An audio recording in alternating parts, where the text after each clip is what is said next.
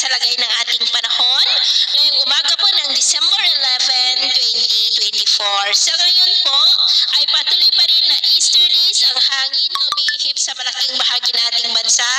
lalo na po sa silangan ng Visayas at Mindanao, at nagdudulot pa rin ng preskong panahon ang amihan dito sa Luzon, lalo na dito sa northern part, at nagpapaulan naman ang shear line dyan po sa may southern Luzon. At sa ating long range forecast, maliban po sa banta ng pamumuo ng mga low pressure area sa susunod na mga araw sa silangan ng ating bansa,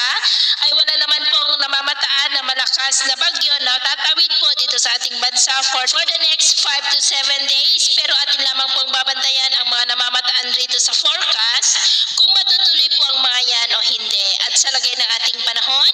ngayong madaling araw ay may mga isolated rains sa silangan po ng Cagayan Valley, Lobo, Quezon, Camarines Provinces, Catanduanes, Legazpi, Sorsogon, Calapan, Palawan, Marinduque, Romblon, Aklan, Dumaguete,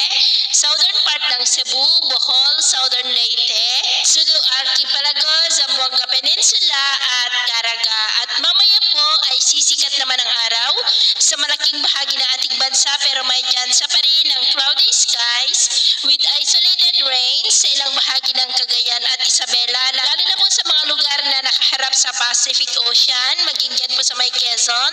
Legazpi, Batangas, Camarines Provinces, Catanduanes, Calapan, Marinduque, northern Palawan, southern Leyte, Bohol,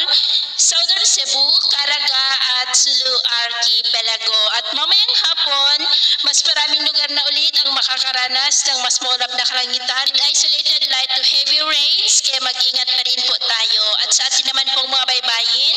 iwasan na po muna natin ang papalaot sa silangang baybayin ng ating bansa mula silangang baybayin ng Cagayan, pababa po hanggang dyan sa silangang baybayin ng Mindanao, dahil ang mga alon dyan ay posible po na aabot hanggang sa 5 to 9 feet. Kaya hanggat maaari, ay iwasan na po muna natin ang papalaot dyan sa mga may kulay pula para po mas makaiwas sa mga sakunang